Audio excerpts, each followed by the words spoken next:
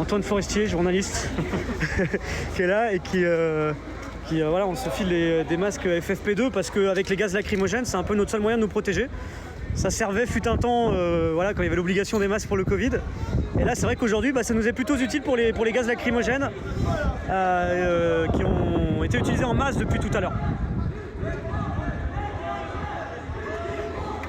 Ouais, c'est bien en direct, hein, 17h35. C'est pas, oui, je sais que des fois sur TikTok, vous vous retrouvez pris au piège avec des vidéos enregistrées.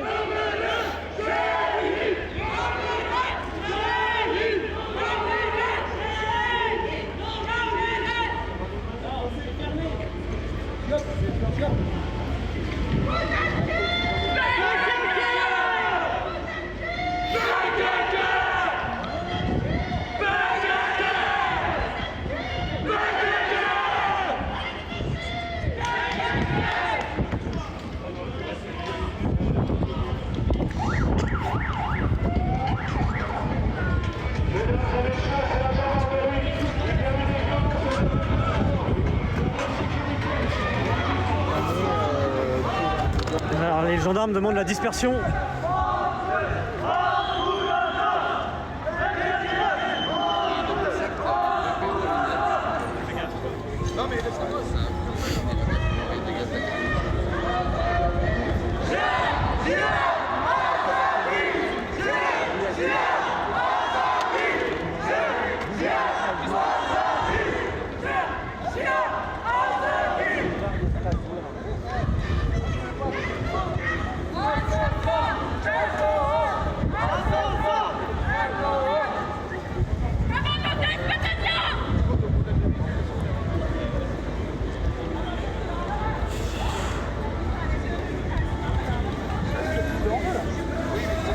Alors les slogans sont à l'encontre de l'État turc et de Recep Tayyip Erdogan que les gens ici prennent comme responsable de ce qui s'est déroulé au centre culturel kurde.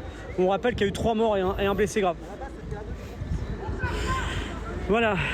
Alors on va continuer de vous montrer ce qui se passe sur place. 17h37 ici, image bien en direct, hein, à proximité donc de Strasbourg-Saint-Denis. On est sur le boulevard entre Strasbourg-Saint-Denis et la gare de l'Est qui se trouve à proximité. Tout au fond là-bas, c'est la gare de l'Est.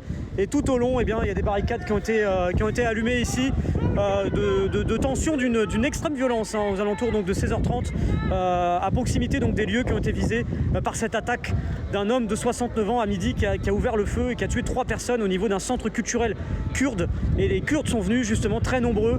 La communauté kurde en France qui a déjà vécu des drames. On se rappelle en janvier 2013, 3 militantes kurdes qui avaient été tuées parce que kurdes. Et ça allait faire 10 ans, hein. Début janvier, ça va faire 10 ans.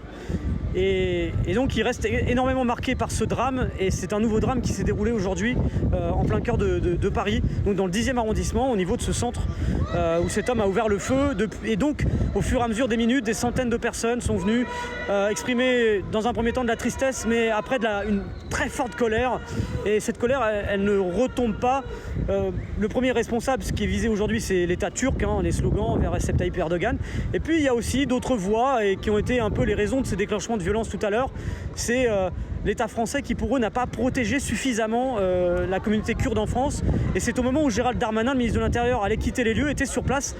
Alors il était bien caché, hein, il n'était pas devant les gens, il était à une centaine de mètres.